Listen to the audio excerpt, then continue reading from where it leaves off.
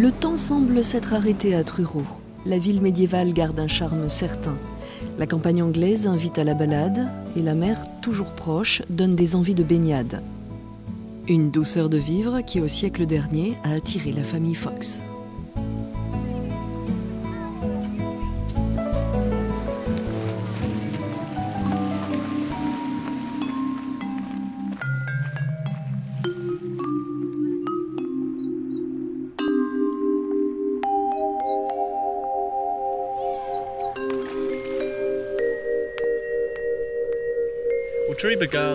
Le jardin de Tréba, probablement du celtique Trebaya, maison près de la baie, a été acheté par Charles Fox en 1838.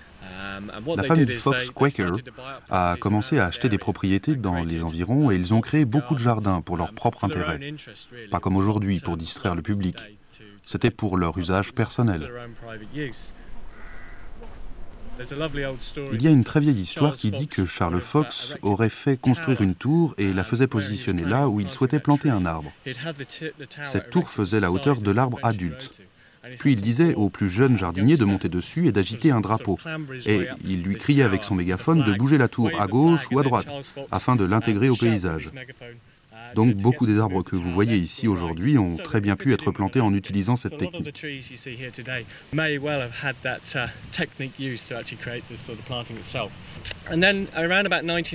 Vers 1906, le jardin fut racheté par Alice Hawkins Hext et son mari, Charles. C'est à cette époque que le jardin eut sa plus grosse équipe. Ils étaient environ une quinzaine de jardiniers. Et c'est à ce moment-là que le jardin était le plus beau, car la plupart des spécimens étaient alors complètement matures, en particulier les rhododendrons arborescents, que l'on peut voir fleurir au printemps, mais qui sont vraiment fantastiques. Mais gardez à l'esprit qu'il a fallu 90 à 100 ans pour arriver à cette taille. Le jardin a commencé vraiment à être très beau à cette époque. Et puis, le temps passa. Au moment de la Seconde Guerre mondiale, il a perdu de son emphase et il a vécu au ralenti. Il n'y avait plus la grande équipe des jardiniers du temps des Hext. C'est en 1981 que le major Ibert et sa femme Hera achetèrent les lieux pour en faire leur maison de retraite. Le dernier chemin qui était resté ouvert à travers le jardin leur permettait de partir faire de la voile dans l'estuaire. Un membre de la Société des Jardins de Cornouailles leur a dit « Vous rendez-vous compte du potentiel de ce jardin? Il pourrait être un des plus beaux jardins de ce pays, peut-être même du monde. » Le jardin fut rouvert au public en 1987.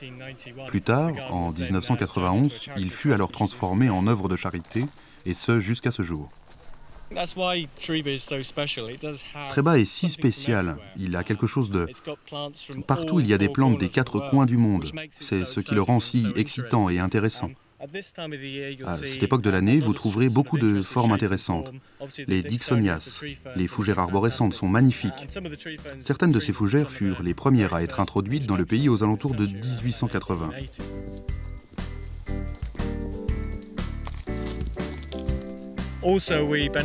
Et nous avons l'avantage aussi d'être très proche de la mer.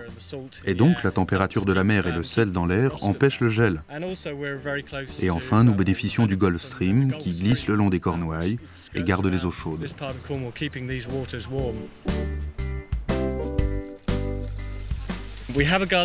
Nous avons une équipe de 4 très bons jardiniers et divers volontaires et aussi des étudiants étrangers qui viennent durant l'été.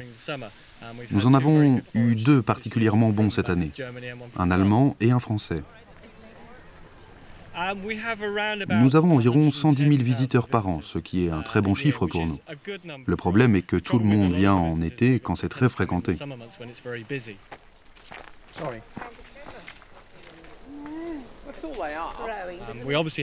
Le jardin est très coloré au printemps, mais on essaye d'étaler ça dans les mois hors saison. Nous avons des espèces qui fleurissent même à cette époque de l'année, comme les hortensias au fond du jardin, surplombant la mer. Principalement des bleus, qui glissent doucement vers la baie et qui donc restent une vue fantastique même en ce moment.